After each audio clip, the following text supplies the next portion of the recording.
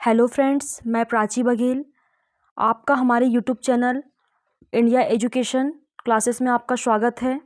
दोस्तों, आज हम पढ़ेंगे कोशिका। कोशिका हम लोग डिटेल में पढ़ेंगे। कोशिका से संबंधित एग्ज़ाम में क्वेश्चन आते हैं, काफ़ी सारे क्वेश्चन आते हैं, बहुत ही इंपॉर्टेंट टॉपिक होता है साइंस का। तो स्टूडेंट, हम स्टार्ट करते हैं अब। कोशिका का अध्ययन कहलाता है साइटोलॉजी। साइटो का मतलब होता है स्टूडेंट कोशिका, और लॉजी का मतलब होता है अध्ययन करना। मतलब कोशिका का अध्ययन करना क्या कहलाता है? साइटोलॉजी, क्योंकि साइटो मतलब होता है कोशिका और लॉजी मतलब अध्ययन करना होता है। दोस्तों, किसी भी चीज़ के लास्ट में अगर लॉजी लगा है तो उसका मतलब होता है अध्ययन करना। जैसे कार्डियोलॉजी है तो हृदय का अध्ययन करना। इस प्रकार से जो लॉजी का मतलब होता है अध्ययन करना। Father of cytology, father of cytology किसको बोला जाता है? रॉबर्ट हुक को। इसलिए बोला जाता है क्योंकि इन्होंने फर्स्ट टाइम जो है सेल को देखा था, कॉर्क सेल में देखा था फर्स्ट टाइम कोशिका को, इसलिए इनको फादर ऑफ साइटोलॉजी कहा जाता है। लेकिन इन्होंने सबसे पहले देखा था डेथ सेल को। किसको देखा था? डेथ सेल को देखा था 1665 में देखा था। डेथ सेल को कब देखा था? 1665 में देखा था। और बायोलॉजिकल नेम क्या है दोस्तों कोशिका का? साइटो है। और लॉजी मतलब अध्ययन करना। बायोलॉजिकल नेम क्या है कोशिका का? साइटो, और लॉजी मतलब अध्ययन करना। अब नेक्स्ट देखते हैं हम कोशिका सिद्धांत। कोशिका सिद्धांत किसने दिया था? स्लीडन ने और श्वान ने दिया था। एक साइंटिस्ट, दो साइंटिस्ट हुआ करते थे, स्लीडन और श्वान, जिन्होंने क्या दिया था? कोशिका सिद्धांत दिया था। इस सिद्धांत के कुछ महत्वपूर्ण बिंदु देखते हैं हम। फर्स्ट देखते हैं कि प्रत्येक जीव कोशिकाओं से बना होता है। मतलब जितने भी जीव होते हैं इस संसार में, सभी जीव क्या होते हैं? कोशिकाओं से बने होते हैं, चाहे वो एक कोशिकी हो या बहुकोशिकी हो। मतलब कोशिका तो पाई ही जाएगी, बिना कोशिका के कोई भी जीव नहीं होगा। चाहे जंतु कोशिका हो, चाहे पादप कोशिका हो, मतलब हर जीव में अगर वो जीव है तो उसमें कोशिका होगी। अब नेक्स्ट देखते हैं हम, प्रत्येक जीव में कोशिकाओं संरचनात्मक और संगठक इकाई होती है। क्या होती है दोस्तों? संगठक इकाई होती है। मतलब किसी भी जीव में कोशिका की संरचनात्मक और संगठक इकाई होती है। नेक्स्ट पॉइंट देखते हैं कि कोशिकाओं की उत्पत्ति पूर्ववर्ती कोशिकाओं से होती है। मतलब कि कोशिकाएं पुरानी ही कोशिकाओं से उत्पन्न होती है। मतलब नई कोशिकाएं बनाएंगी तो वो पुरानी कोशिकाओं से बनाएंगी।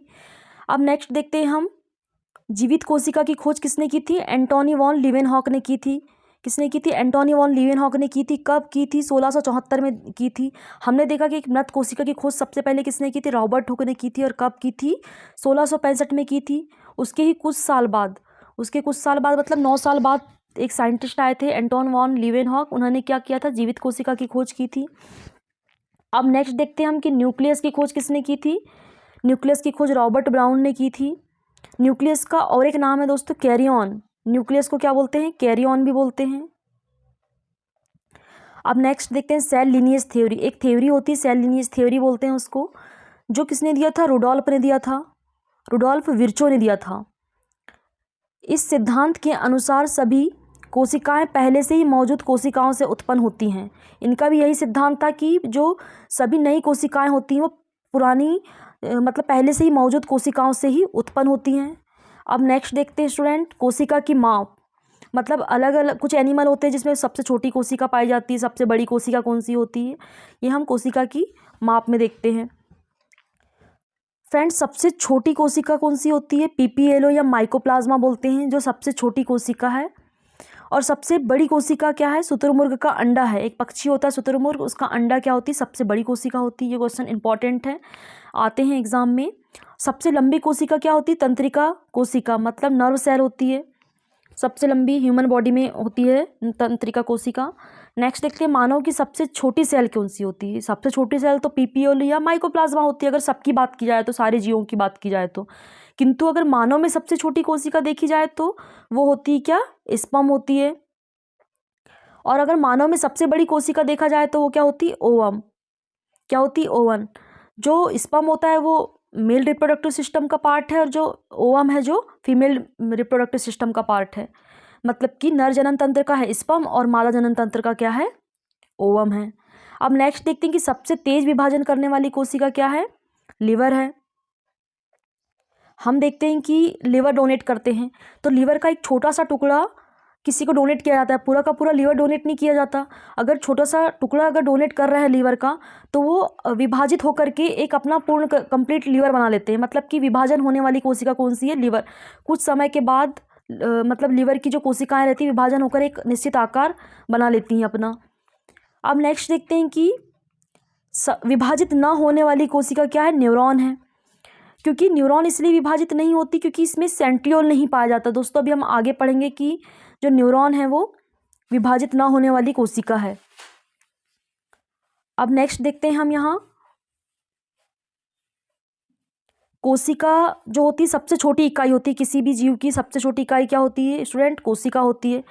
बहुत सारी कोशिकाएं मिलती हैं, मतलब कि मैं आपको यहाँ समझाती हूँ। ये एक कोशिका है, ये एक कोशिका है, ये एक कोशिका, ये एक कोशिका, ये एक कोशिका, बहुत सारी कोशिका मिल गई तो किसका निर्माण करेंगी? टिश्यू का निर्माण करेंगी। मतलब बहुत सारी कोशिकाओं का समूह क्या होता है? टिश्यू, मतलब ऊतक होता है। तो शरीर की सबसे छोटी इकाई तो कोशिका है, फिर बहुत सारी कोशिकाएं मिलकर टिश्यू का निर्माण कर ली। अब बहुत सारे ऊतक मतलब टिश्यू मिलकर के ऑर्गन का निर्माण करते हैं। किसका निर्माण करते हैं स्टूडेंट? ऑर्गन का निर्माण करते हैं, मतलब एक अंग का निर्माण करेंगे। अंग मतलब जैसे कि आमाशय हो गया, इंटेस्टाइन हो गई, तो इसका निर्माण करते हैं, अंग का निर्माण करते हैं। ऑर्गन कौन कौन से हो गए? जैसे आमाशय हो गया, इंटेस्टाइन हो गई, या हाथ हो गया, या पैर हो गया, ये सब क्या है? ऑर्गन, मतलब क्या है? अंग है। ठीक है, तो बहुत सारे ऊतक मिलकर किसी ऑर्गन का निर्माण कर लिए।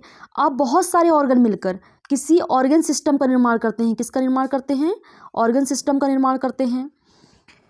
ऑर्गन सिस्टम जैसे कि रिप्रोडक्टिव सिस्टम में देखते हैं हम, है ना। रिप्रोडक्टिव सिस्टम में कौन कौन से ऑर्गन आते हैं? ओवरी आता है, फैलोपियन ट्यूब, अगर फीमेल की बात करें तो क्या आएगा? ओवरी आएगा, फैलोपियन ट्यूब आएगा, है ना। तो ये सब क्या है?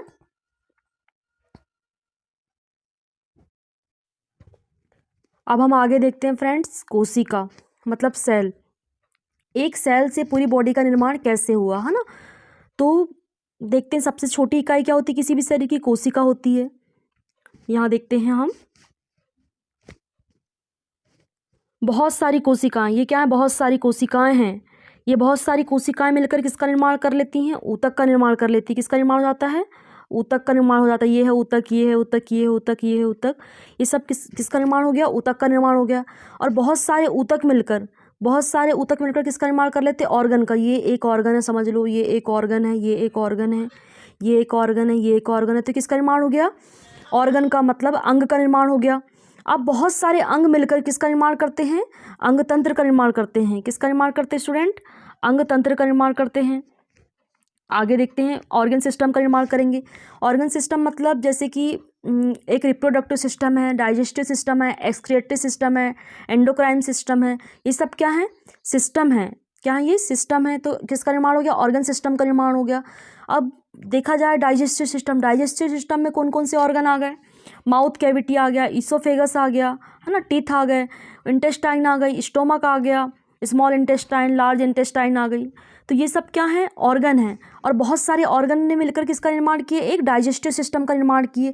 इस प्रकार से बहुत सारे सिस्टम बनते हैं बॉडी में। रिप्रोडक्टिव सिस्टम में भी बहुत सारे रहेंगे, जैसे फीमेल रिप्रोडक्टिव में देखेंगे हम तो ओवरी रहेगा, फैलोपियन ट्यूब रहेगा, ये सब रहेंगे। ठीक है, यूटेरस रहेगा, वेजाइना रहेगी, ये सब क्या है? फीमेल रिप्रोडक्टिव के पार्ट हैं।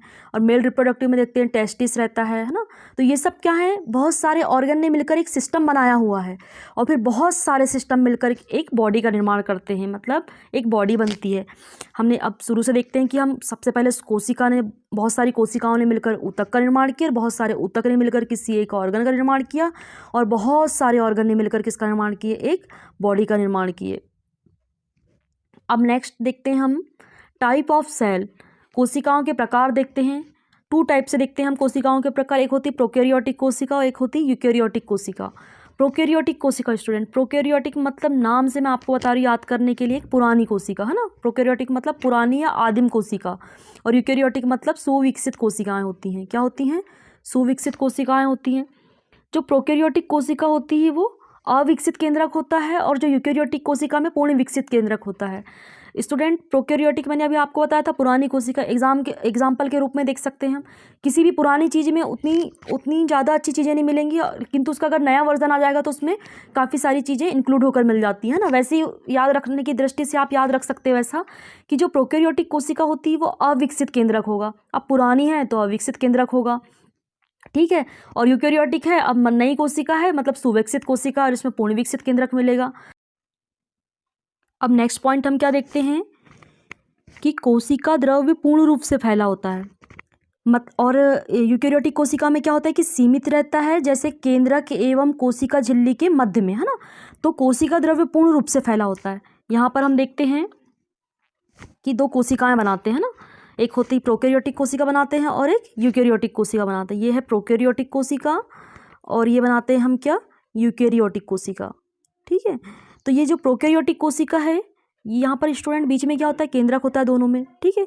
जो प्रोकैरियोटिक कोशिका होती है उसमें जो ये केंद्रक होता है अविकसित होता है, मतलब अविकसित या पूर्ण रूप से विकसित नहीं होता है। तो जो प्रोटोप्लाज्म है या जो कोशिका द्रव्य है तो ये पूर्ण रूप से फैला हुआ होता है किसमें, प्रोकैरियोटिक कोशिका में। और जो यूकैरियोटिक कोशिका में देखते हैं हम कि यहाँ पर सुविकसित केंद्रक होता है। अब सुविकसित केंद्रक होगा तो यहाँ पर क्या होगी, केंद्रिका कला, है ना, या केंद्रक झिल्ली होगी। केंद्रक के आसपास क्या होगी, केंद्रक कला या केंद्रिका कला या केंद्रक झिल्ली होगी। और यहाँ पर क्या हो गया, कोशिका द्रव्य हो गया। और जो बीच में होता है क्या, केंद्रक द्रव्य होता है। क्या होता है स्टूडेंट, केंद्रक द्रव्य होता है बीच में केंद्रक द्रव्य और मतलब बाहर क्या है, कोशिका द्रव्य। तो जो केंद्रक द्रव्य और कोशिका द्रव्य है जो बीच में एक केंद्रक झिल्ली के द्वारा अलग अलग होते हैं, मतलब सीमित जगह पर क्या होता है, केंद्रक द्रव्य होता है, और कोशिका द्रव्य क्या होता है, सीमित जगह पर होता है। लेकिन प्रोकैरियोटिक कोशिका में क्या होता है, पूर्ण रूप से कोशिका में फैला हुआ होता है। कोशिका द्रव्य क्या होता है, पूर्ण रूप से कोशिका में फैला हुआ होता है, क्योंकि अविकसित या मतलब सुविकसित रूप से केंद्रक नहीं पाया जाता प्रोकैरियोटिक कोशिका में। यूकैरियोटिक कोशिका में वेल डेवलप्ड क्या रहता है, न्यूक्लियस रहता है, इसीलिए यहाँ पर जो कोशिका द्रव्य और जो केंद्रक द्रव्य सीमित जगह पर होते हैं, मतलब अपनी अपनी एक निश्चित जगह पर होते हैं। अब नेक्स्ट पॉइंट क्या देखते हैं हम, केंद्रक कला तथा केंद्रिका अनुपस्थित होते हैं। अभी हमने देखा था दो कोशिका बनाया था तो उसमें देखा था कि मतलब जो अविकसित केंद्रक है, अविकसित केंद्रक मतलब केंद्रक ही नहीं है तो केंद्रक झिल्ली भी नहीं होगी और केंद्रिका भी नहीं होगी, क्योंकि वो अविकसित केंद्रक है ना। तो अविकसित केंद्रक है तो ना केंद्रक कला होगी ना तो केंद्रिका होगी, ठीक है। और यूकैरियोटिक कोशिका में देखते हैं कि ये कोशिकांग प्रेजेंट होते हैं, वेल डेवलप्ड सेल होती है, तो यहाँ पर क्या होंगे, केंद्रक कला भी प्रेजेंट होगी और केंद्रिका भी प्रेजेंट होगी। केंद्रिका मतलब न्यूक्लियोलस, है ना। अब नेक्स्ट देखते हैं, नेक्स्ट पॉइंट क्या है, डीएनए हिस्टोन प्रोटीन रहित होता है। मतलब डीएनए कहाँ होता है स्टूडेंट, कोशिका के अंदर होता है। डीएनए कहाँ होता है, कोशिका के अंदर होता है। तो डीएनए और हिस्टोन प्रोटीन क्या रहता है, इसमें अब्सेंट होगा। और डीएनए के साथ हिस्टोन प्रोटीन किस में प्रेजेंट होगा, यूकैरियोटिक कोशिका में प्रेजेंट होगा। किससे प्रेजेंट होगा, यूकैरियोटिक कोशिका में प्रेजेंट होगा। नेक्स्ट पॉइंट देखते हैं हम, गोल्जी बॉडी, एंडोप्लाज्मिक रेटिकुलम और माइटोकॉन्ड्रिया अब्सेंट होते हैं। क्या क्या अब्सेंट होता है, गोल्जी बॉडी अब्सेंट होती है और एंडोप्लाज्मिक रेटिकुलम और माइटोकॉन्ड्रिया अब्सेंट होते हैं। किसमें, प्रोकैरियोटिक कोशिका। मैंने आपको पहले ही बताया था कि काफ़ी सारे कोशिकांग भी अब्सेंट होते हैं प्रोकैरियोटिक कोशिका में, और यूकैरियोटिक कोशिका में सारे कोशिकांग प्रेजेंट होते हैं और वेल डेवलप्ड कोशिका होती है। मतलब कि जो पुरानी कोशिका मतलब प्रोकैरियोटिक कोशिका में कुछ चीज़ें नहीं मिलेंगी, किंतु यूकैरियोटिक कोशिका में सभी चीज़ें पूर्ण रूप से कंप्लीट रहती हैं। अब क्या क्या अब्सेंट होता है, ये पॉइंट आता है हमेशा एग्जाम में। गोल्जी बॉडी अब्सेंट रहती है, एंडोप्लाज्मिक रेटिकुलम अब्सेंट रहता है, माइटोकॉन्ड्रिया अब्सेंट रहता है, ठीक है। 3 से 4 कोशिकांग जो रहते हैं प्रोकैरियोटिक कोशिका में अब्सेंट होते हैं, किंतु यूकैरियोटिक कोशिका में प्रेजेंट होते हैं। अब नेक्स्ट पॉइंट देखते हैं कि प्रकाश संश्लेषण क्रोमेटोफोर के द्वारा होता है। इसमें प्रकाश संश्लेषण किसमें होता है स्टूडेंट, पादपों में होता है। पादपों में प्रकाश संश्लेषण होगा तो किसके द्वारा होगा, इसमें क्रोमेटोफोर, एक कोशिकांग होता है क्रोमेटोफोर, उसके द्वारा होता है। और इसमें किसके द्वारा होता है, क्लोरोप्लास्ट के द्वारा होता है। यूकैरियोटिक कोशिका में किसके द्वारा होता है स्टूडेंट, क्लोरोप्लास्ट के द्वारा होता है। नेक्स्ट पॉइंट देखते हैं कि राइबोसोम 70S टाइप के होते हैं। मतलब राइबोसोम कितने प्रकार के होते हैं, 70S प्रकार के होते हैं राइबोसोम। किसमें, प्रोकैरियोटिक कोशिका में। ये भी क्वेश्चन हमेशा पूछता है कि प्रोकैरियोटिक कोशिका में राइबोसोम कितने प्रकार के होते हैं और यूकैरियोटिक कोशिका में कितने S प्रकार के राइबोसोम होते हैं। तो प्रोकैरियोटिक में होते हैं 70S प्रकार के और जो यूकैरियोटिक में होते हैं 80S प्रकार के होते हैं। इनकी हम सब यूनिट भी पढ़ेंगे कि राइबोसोम की सब यूनिट भी होती हैं। मतलब कि जो 70S का प्रकार है, जो 80S का प्रकार है, इनको भी और 2 प्रकारों में डिवाइड किया गया है। अब नेक्स्ट पॉइंट देखते हैं कि लैंगिक जनन अविकसित होता है। क्या होता है, एक लैंगिक जनन होता है, मतलब कि लिंगों के द्वारा जनन हो रहा है ना, मतलब लिंग होते हैं, जैसे कि हम देखते हैं ह्यूमन बॉडी में लिंग होते हैं ना, क्या होते हैं लिंग, अगर मेल में देखेंगे तो टेस्टिस होंगे और फीमेल में देखेंगे तो विजाइना होती है ना। तो जो लैंगिक जनन होता है वो प्रोकैरियोटिक कोशिका में एब्सेंट होता है। तो प्रोकैरियोटिक कोशिका में फिर जनन कैसे होगा, बडिंग के द्वारा होता है ना। अभी हम नेक्स्ट आगे पढ़ेंगे कि अलग अलग तरीके से जनन होता है प्रोकैरियोटिक कोशिका में। और यूकैरियोटिक कोशिका में पूर्ण विकसित लैंगिक जनन होता है, मतलब कि लिंग पूरे अच्छे से विकसित होंगे लिंग, और जो जनन होगा लिंगों के द्वारा होगा, मतलब पेनिस होगा, वेजाइना होगी अगर ह्यूमन बॉडी में देखा जाए तो, ठीक है। तो इसमें क्या होता है, पूर्ण विकसित जनन होता है। अब नेक्स्ट देखते हैं कि सेल टाइप यूनिसेल्युलर होती है, मतलब एक कोशिकीय जीव मुख्यतः आते हैं किसमें, प्रोकैरियोटिक कोशिका में। एक कोशिकीय जीव कौन कौन से हो गए, रिकेट्सिया है, बैक्टीरिया है, वायरस है, ये सब क्या है, एक कोशिकीय जीव है ना। तो सेल टाइप क्या है, यूनिसेल्युलर होते हैं यूकैरियोटिक कोशिका में। और जो प्रोकैरियोटिक कोशिका क्या होती है, मल्टी सेल्युलर होती है, मतलब कि बहुकोशिकी होती है। अब बहुकोशिकी में कौन कौन से आते हैं, एनिमल सेल, मतलब जंतु कोशिका आ गई, अभी हम लोग पढ़ेंगे जंतु कोशिका और पादप कोशिका क्या होती है। फिर प्लांट सेल पढ़ेंगे, प्रोटोजोआ पढ़ेंगे और एल्गी पढ़ेंगे, है ना, शैवाल पढ़ेंगे, प्रोटोजोआ पढ़ेंगे, एनिमल सेल और प्लांट सेल, ये सब क्या है, वो यूकैरियोटिक कोशिका के एग्जाम्पल हैं। और प्रोकैरियोटिक कोशिका के एग्जाम्पल कौन कौन से हो गए, बैक्टीरिया, वायरस और रिकेट्सिया हो गया। अब नेक्स्ट स्लाइड में देखते हैं हम जंतु कोशिका। अभी हमने पढ़े थे कि जंतु कोशिका किसका पार्ट है, एक यूकैरियोटिक कोशिका का पार्ट है, ठीक है। जंतु कोशिका में हम देखते हैं कि कोशिका झिल्ली होती है और कोशिका द्रव्य होता है। क्या होता है स्टूडेंट, कोशिका झिल्ली होती है और कोशिका द्रव्य होता है। अब कोशिका झिल्ली क्या होती है, मान लो कि ये कोशिका है, ठीक है, ये जो बाहरी आउटर वॉल है ये क्या है, कोशिका झिल्ली है, और इसके अंदर जो द्रव्य भरा है ये क्या है, कोशिका द्रव्य है। क्या है स्टूडेंट, कोशिका द्रव्य है। तो जंतु कोशिका को हमने दो भागों में विभाजित किया गया है, एक तो हो गई कोशिका झिल्ली हो गई और दूसरी हो गई कोशिका द्रव्य। अब कोशिका झिल्ली तो आउटर वॉल है ये, और जो कोशिका द्रव्य है, ये जो बीच का जो द्रव्य फैला हुआ है ये क्या है, कोशिका द्रव्य। अब कोशिका द्रव्य को भी इसने टू टाइप में डिवाइड किया गया है, एक होता है साइटोसॉल होता है और सेल ऑर्गेनेल्स होते हैं, मतलब कोशिकांग। यहाँ बहुत सारे कोशिकांग मिलेंगे, कोशिका द्रव्य में बहुत सारे कोशिकांग मिलेंगे, राइबोसोम मिलेगा, माइटोकॉन्ड्रिया मिलेगा, लाइसोसोम मिलेगा, एंडोप्लाज्मिक रेटिकुलम है, ये सब क्या है, कोशिकांग है। और साइटोसॉल मिलता है, मतलब कि कोशिका द्रव्य में से अगर कोशिकांग को हम हटा दें, ये सब क्या है, कोशिका द्रव्य है। और कोशिका द्रव्य में से अगर हम कोशिकांग को हटा दें, मतलब वहाँ पर जो कोशिकांग प्रेजेंट है, सेल ऑर्गेनेल्स प्रेजेंट है, अगर उसको हटा दे तो बाकी का जो बचा हुआ पार्ट क्या होगा, साइटोसॉल कहलाएगा। क्या कहलाएगा स्टूडेंट, साइटोसॉल कहलाएगा। अब हम देखते हैं कि सेल ऑर्गेनेल्स मतलब कोशिकांग को कौन कौन से टाइप होते हैं कोशिकांग के। हम कोशिकांग को झिल्ली की दृष्टि से देखते हैं ना, झिल्ली में मतलब किस में झिल्ली प्रेजेंट होगी, किस में एकल झिल्ली होगी और किस में डबल मेम्ब्रेन होगी या दोहरी झिल्ली होगी। तो स्टूडेंट जो झिल्ली रहित कोशिकांग है, अभी हम कोशिका की संरचना पढ़ेंगे आगे। तो झिल्ली रहित कोशिकांग कौन कौन से होते हैं, राइबोसोम होता है और क्या होता है, सेंट्रोसोम।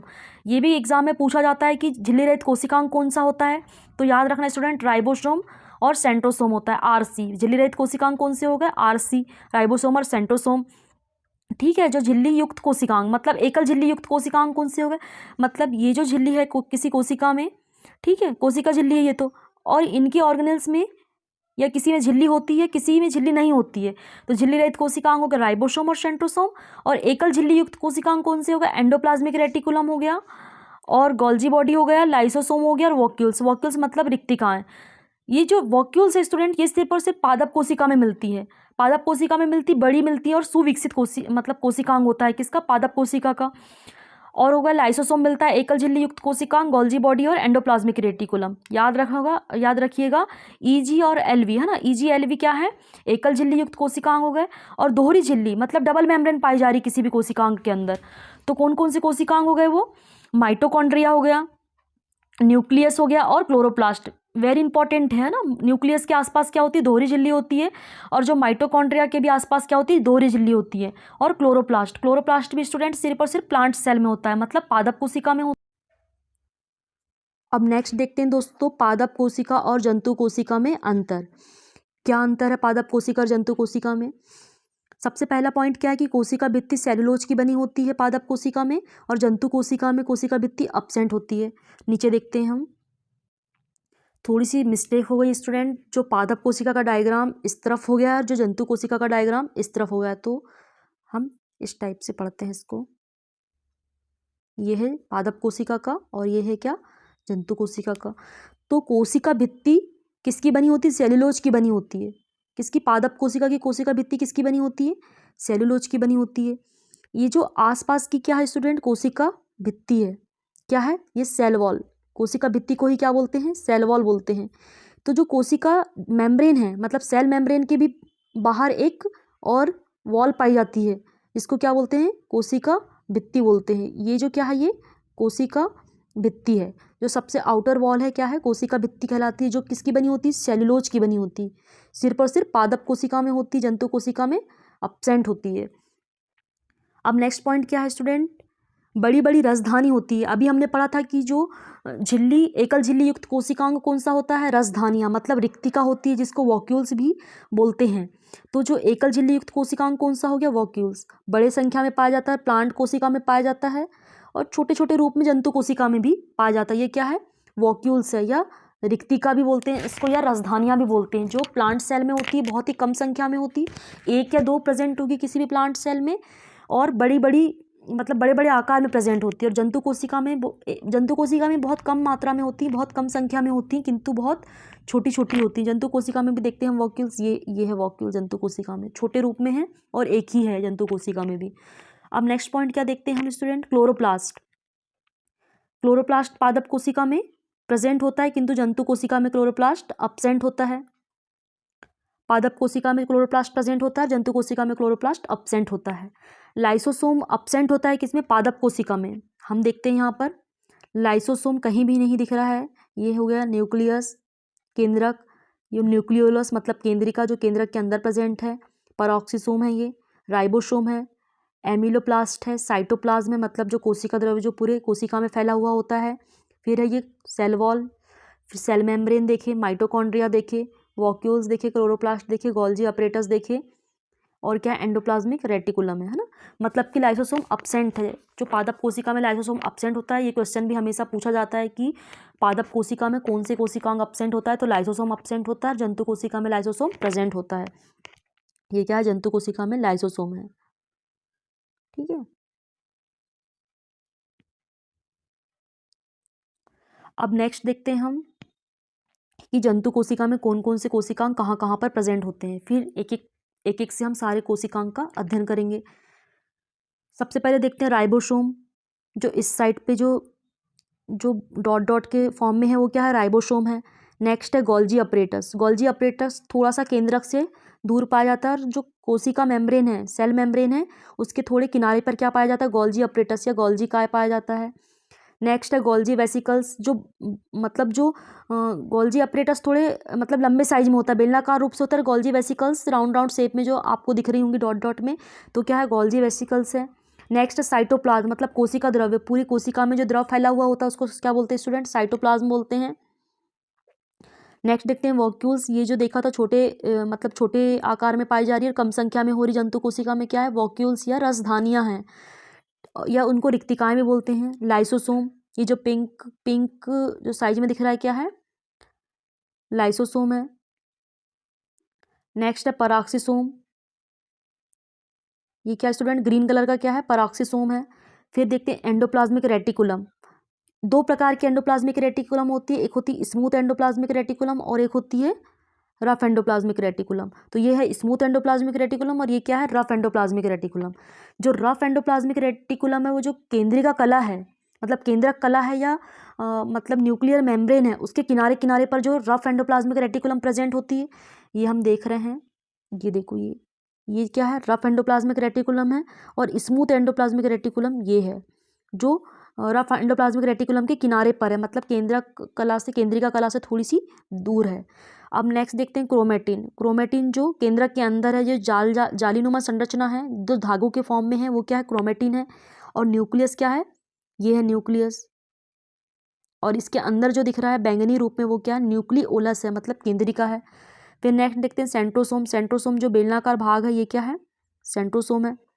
सेंट्रोसोम स्टूडेंट तंत्रिका कोशिका में अब्सेंट होता है, अभी हम लोगों ने पढ़ा था, क्योंकि तंत्रिका कोशिका में विभाजन इसलिए नहीं होता क्योंकि सेंट्रोसोम अब्सेंट होता है तंत्रिका कोशिका में। अब नेक्स्ट देखते हैं हम पादप कोशिका में। पादप कोशिका में ये एंडोप्लाज्मिक रेटिकुलम है, ये है गोल्जी अपरेटस। क्लोरोप्लास्ट से पादप कोशिका में प्रेजेंट होगा, जो ग्रीन कलर के रूप में है। वॉक्यूल्स या रिक्तिकाएं देखा बड़े साइज में है। फिर है माइटोकॉन्ड्रिया, और फिर नेक्स्ट है cell membrane, cell wall, cytoplasm, amyloplast, ribosome. ये जो दिख रहा है ribosome, outer wall pink colour की है और अंदर डॉट डॉट बने हुए हैं तो राइबोसोम है। पैरोक्सिसोम है, मतलब जो येलो कलर के क्या है, पैरोक्सिसोम है। न्यूक्लियस जो सेंटर पॉइंट पे है, पादप कोशिका का न्यूक्लियस है। और स्टूडेंट याद रखना, जो पादप कोशिका का न्यूक्लियस है वो मतलब बीच सेंटर में नहीं होता है, थोड़े से किनारे पर होता है, न्यूक्लियस है। स्टूडेंट अभी तक हम लोगों ने पढ़ा कोशिका के बारे में, जो बेसिक जानकारी है वो देखा हमने। कोशिका का अध्ययन क्या कहलाता है, कोशिका की माप के बारे में पढ़ा, टाइप ऑफ सेल में प्रोकैरियोटिक सेल और यूकैरियोटिक सेल के बारे में पढ़ा। फिर जंतु कोशिका में देखा कि कौन कौन से ऑर्गेनेल्स में झिल्ली रहित कोशिकांग है, कि एकल झिल्ली युक्त कोशिकांग है, कि दोहरी झिल्ली युक्त कोशिकांग है। उसके बाद फिर देखा पादप कोशिका एवं जंतु कोशिका में अंतर, कौन कौन से अंतर इंपॉर्टेंट हैं एग्जाम की दृष्टि से। तो पादप कोशिका में देखा, जंतु कोशिका में देखा, और इन कोशिकाओं का अध्ययन किया हमने। तो स्टूडेंट अब इसके आगे हम नेक्स्ट स्लाइड में पढ़ेंगे, नेक्स्ट वीडियो में पढ़ेंगे। तब तक के लिए दोस्तों नमस्कार। आगे के वीडियो देखने के लिए हमारे चैनल को सब्सक्राइब करें, लाइक करें और शेयर करें, और बेल आइकन को प्रेस करें।